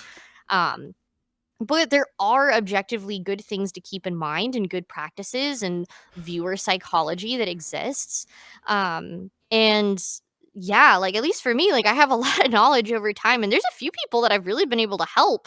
Like one of my friends, he he was posting YouTube videos that were getting 100 views or less. And I sat down with him and gave him a call, and we talked about his content and his channel and went over like, hey, this is what I noticed about it. I think that you have potential here. Focus on that. And he wrote a new script for an upcoming video that I kind of encouraged him to make. We went back and forth on it, and I gave him some feedback like, hey, try writing it like this or that. He ended up making the video, and I don't know what it's at right now, but it got over 10,000 views Mm. after sitting down and helping him. So it's like anybody can do it. You just have to understand some of the foundational um like skills and things that go with it. So again, plug myself right here. You can just send me an email if you want to do one-on-one tutoring at any point. So I mean, plug yourself. This is your 2-hour program. This is you. So yes, it's like I can help you. I can't promise you'll have crazy success, but I can promise that you will improve to some degree that you can be proud of. And this is equally interesting too. And I know about an hour ago, I was going to ask the age old what seems to be better for your type of content, YouTube or Twitch.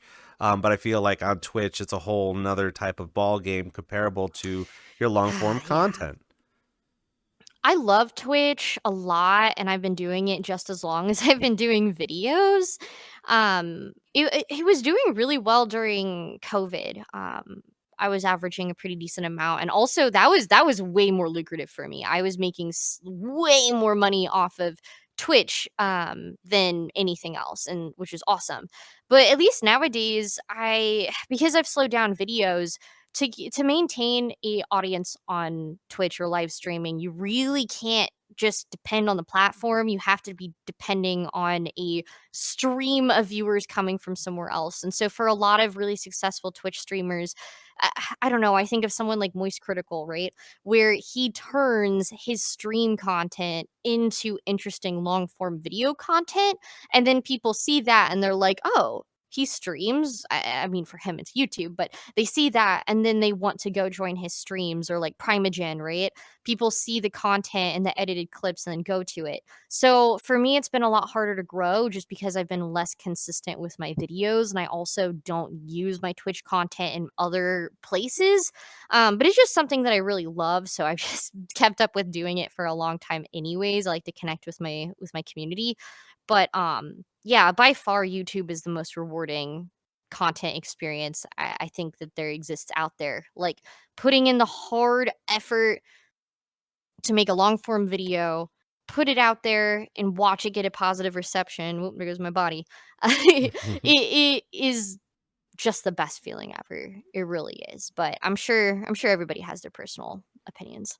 It's also very fun again too to constantly bring up, and I feel like we're going around in circles, and it's meant to be like that. Just the fact of like, we keep talking about the content that we'd be able to see on YouTube that features a lot of VRChat stuff. When it comes to either DJing or RP or I mean, listen, I'm not a huge fan of the regular RP that happens in VRChat because Mhm. those episodes are in like the hundreds. And I'm like, when is it going to Right. stop? You can't even jump in. I mean, I really wish I could. That'd be kind of they work so Yeah. hard on putting it together. But we recently just had Lun on the program, and he was explaining about all the different fun things that not only is it having to do with content creation, but you also have a lot of people making music videos in here, and you're making the short Mhm. form content, and people are making movies for Rain Dance, and Yeah, having that kind of totally. showcase. Do you think that's going to be the next YouTube content that we will start to see a lot more of in VRChat? I definitely think so. So there's definitely certain limits to how far some of that stuff can go, just because not everybody is willing to sit down and watch a film that has furries and anime girls. I mean, um, for the VR male in the chat. room here, I'm sorry. Yeah, it can be a little difficult to branch outside of that, but I think that more and more people are finding an interest in it and seeing how cool it is. And I think one really good example is like K-pop and idol groups. That's not really as popular here in the US, but I've seen some really successful Asian country idol groups, like, so the K-pop and J-pop that have just popped off so hard, and then they use booth models. They literally use booth models. They get millions of views on their music videos, but they use booth models, customize it, and then they have their, like, K-pop idol group. It is crazy. So, there definitely is a demographic for it, and it's such an amazing creative outlet because, most people don't have the resources to go, like, film a freaking feature length film IRL. Like, you have to pay actors or get your friends to do it, and then you have to get the lights, and then you have to get the sets and the props, and then all the effects and stuff. Versus in VR chat, like, you can literally just cultivate everything to match the worlds that you create, or even just find existing worlds and go use those. And I don't know, there's so many paths for self-expression creatively that you can access really easily. Yeah, I find it funny too. It was recently, I think it was at the end of last year, I went to see a performance. I think it was oh man, I'd see the guy's face and I can't remember his name. Shame. Uh But he had some visuals going on during his DJ set, and there was it seemed like either an MMD character or like a VRChat character, but it was like Mm. wireframed in like this RGB wireframe. And the thing Whoa. about it was really exciting because it had jiggle physics, obviously. So that was what was distracting, the fact that this girl was dancing, but at the same time too, like it made some really good visuals. And I'm just thinking, I'm like, if you were to go to an MMD world in VRChat Mm. and legit just video yourself, that alone is enough content to sustain a lot of people in watching, anything really. I mean, you Mhm. could do Yeah, an totally. intermission video of you dancing, and that's still good enough content. But people keep forgetting about that because it's just a fun experience that you can have in here, comparable to what you could potentially be creating for long form type of content. Mhm. Yeah, totally. There's so many opportunities if you just get creative. And yeah, I mean, really, the thing that's the hardest about making things a lot of time is just getting the ball rolling and putting something out there. And it can be really intimidating in some of these advanced fields, like filmmaking, for example, where there's so much effort you have to put in just to kind of try it. It's not maybe always as easy as just turning on the camera, but that's like the first step. But at least in VR chat, like you mentioned with like MMD worlds or just anything that exists in here, like you have so many different leaping off points to where you can just get started on it. You can just try it, try making things, and basically get immediate feedback on how it makes you feel and if you enjoy it or not and how other people react to it. So it is a very interesting aspect of VR that I think is just inherently useful for creatives of all types. Of course, it's VRCDJ Live. We're sitting here with Fia. We just got a couple more minutes left of the program. So, what we normally like to do, actually, before we get to that, we do a rapid fire list of questions. We'll get to those in a moment. I did want to Ooh, ask you, okay. because you do have something coming up, and I want to make sure that we Yes. talk a little bit about it. What's the big news that we got coming up? It was this weekend, I think, right? Yes, it is. So Saturday, which today's Thursday, so it's in 2 days from now, on July 19th, we are throwing a massive collab party over at Dome, which is a fairly new VR chat club created by Slothcast and the world developed by Swa, who's really amazing. He made the original Schism too. Um, and we are so excited. It's called Follow the White Rabbit, and inside of the world there's going to be a whole interactive experience, so I won't spoil it for anybody, but you will need to find and follow the white rabbit Oh and boy. interact with it, and there's going to be some really cool things to experience. And so we have an 8 DJ lineup, technically 9 because there is a B2B, but oh my gosh, it is going to be so much fun. We're trying to make it pretty massive. I really encourage everyone to stop by. It starts at 6 p.m., so we're keeping it a little bit earlier. Be, fairly EU friendly, and also like I just don't like staying up late. So Hmm. thankfully people are like, yeah, cool, do like a fairly early night. So it'll go until 2 a.m.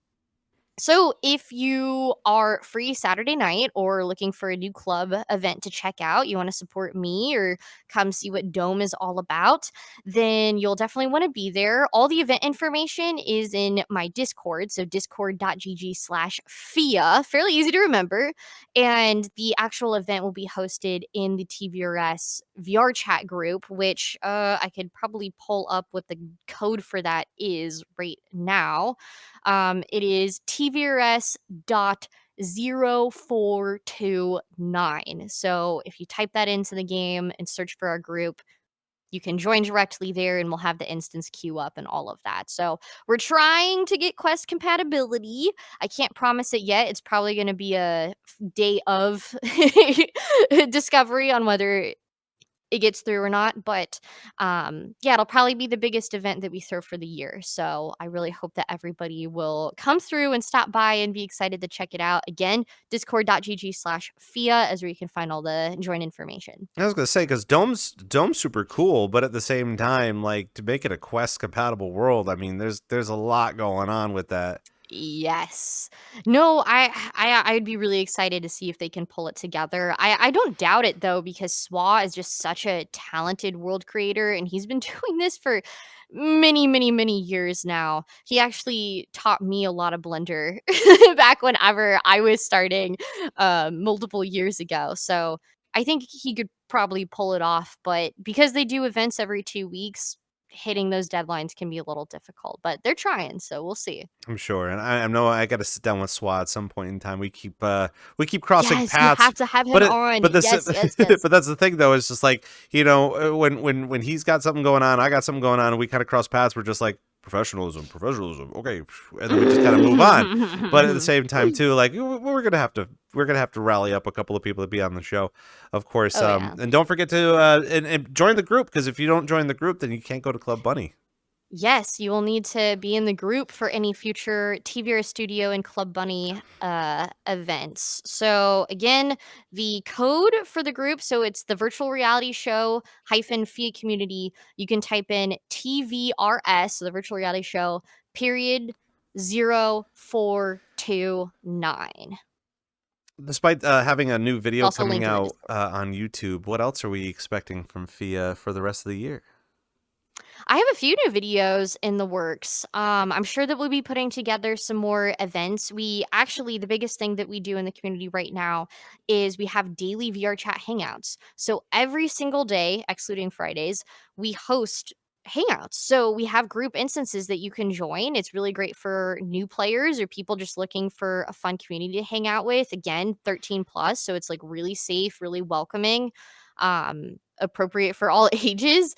And they do game nights, karaoke, and occasionally we do pretty big, massive events like our Pride event that we had last month for Pride Month. Within just, I don't know, 30 minutes, we maxed out the whole Oh, instance, dang. and that was just hanging out. That was before we even had the party. So highly, highly recommend getting involved in the TVRS community. We're very welcoming and loving. We want you there. Yeah, and again, this is a really good opportunity too, especially for those that don't feel too pressured, I guess, to do an underground thing, or maybe you've Mhm. joined in on a couple of other groups that you're not entirely sure if you're a part of that vibe or not, or if you are looking to find some new people to talk to. I mean, I always feel welcome whenever I'm in the virtual reality Mhm. show instances, especially at Club Bunny too. I mean, as a DJ, I'm not just running around saying, "Hey, everybody, I'm a DJ." I'm pinned up against the wall because I'm just like sitting there listening, but everybody wants my attention. I'm just like, I'm Mhm. here to listen to the DJ. What are you talking about? I know. You get other people that go to the club and they're just like, "What do you mean you're not drinking?" And I'm like, "Are you kidding me right now?" Like for I know. It's like, I'm just here enjoying the night. Like, come on, guys. It's possible. Though, I do love me a good VR chat beer and a go hard night, yeah, but and just that's not always the move. relaxation.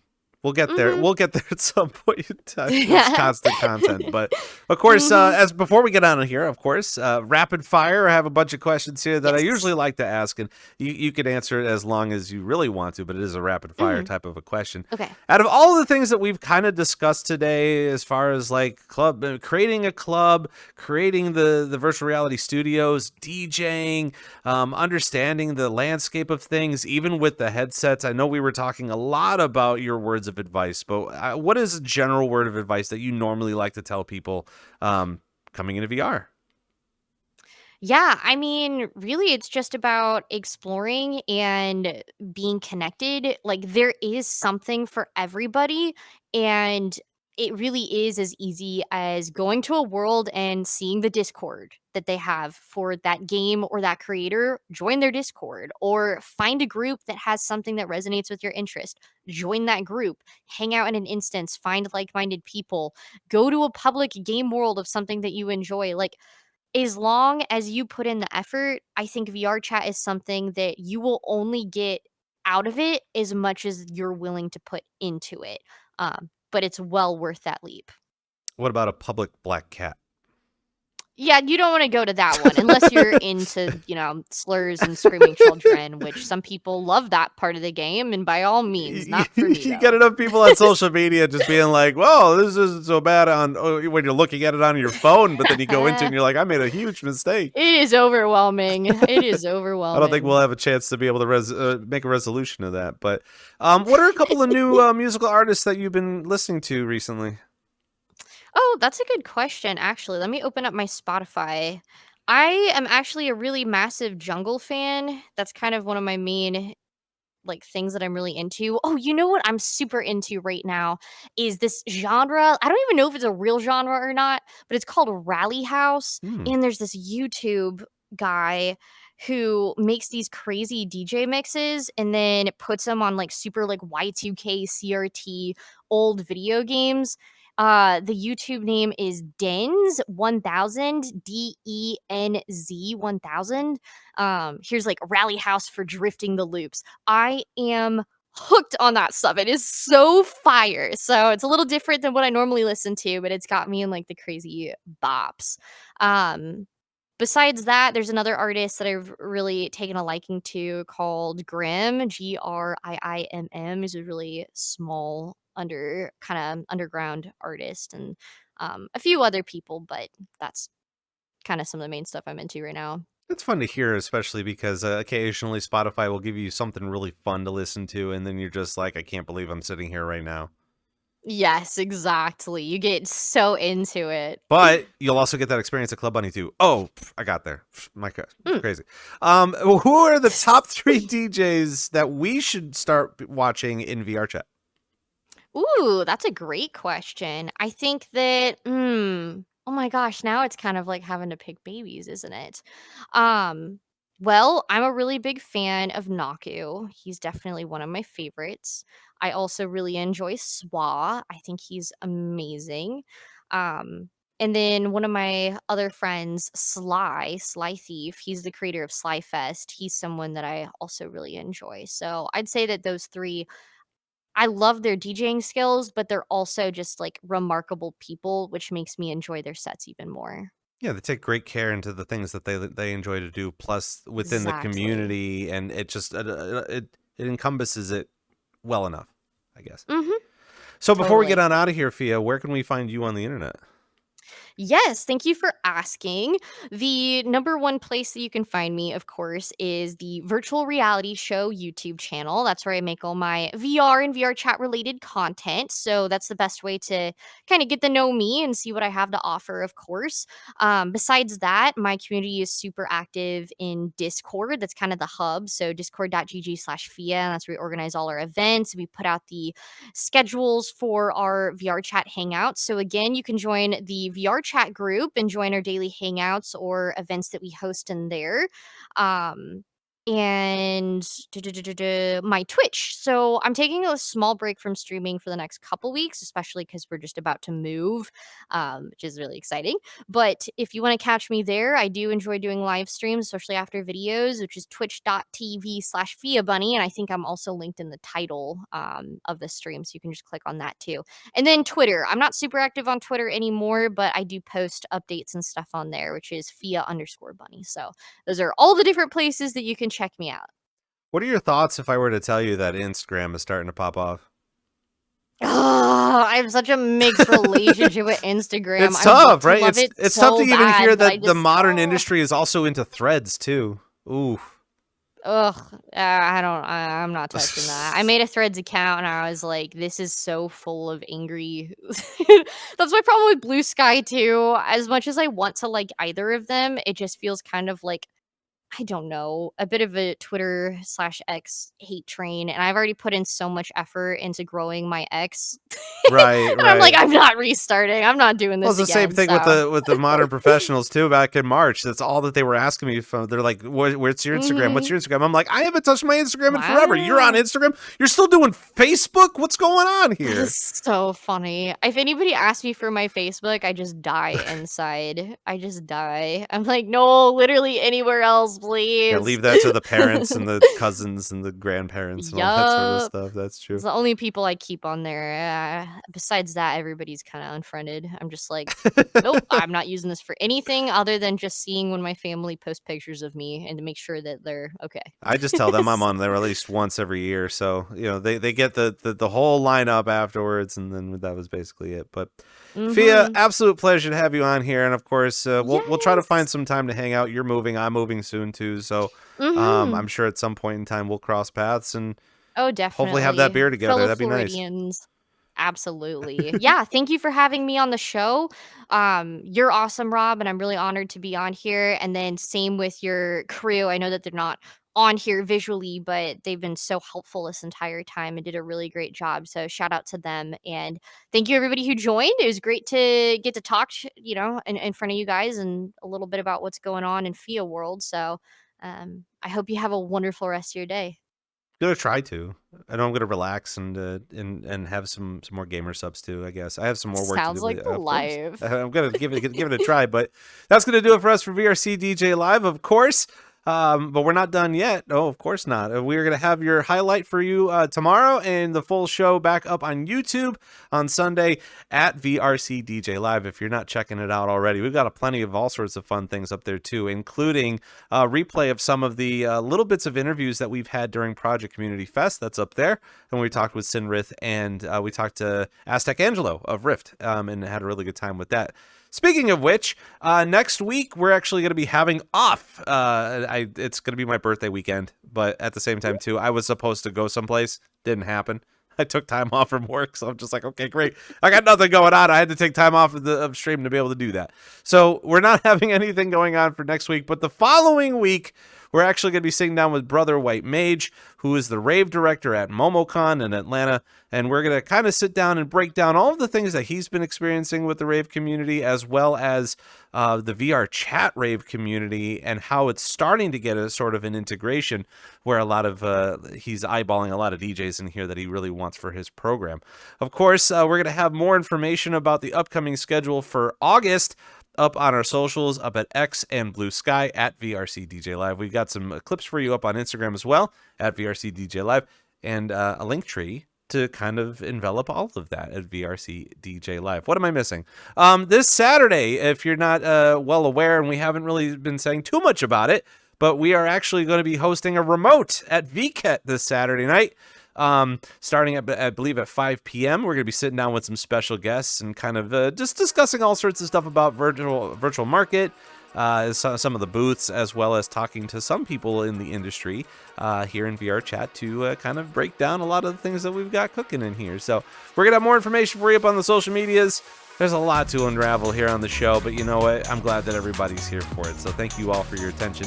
So for PHIA, here are our special guests, the VRCDJ Live crew. I'm Rob Rome, and thank you guys so much, and we will see you next time.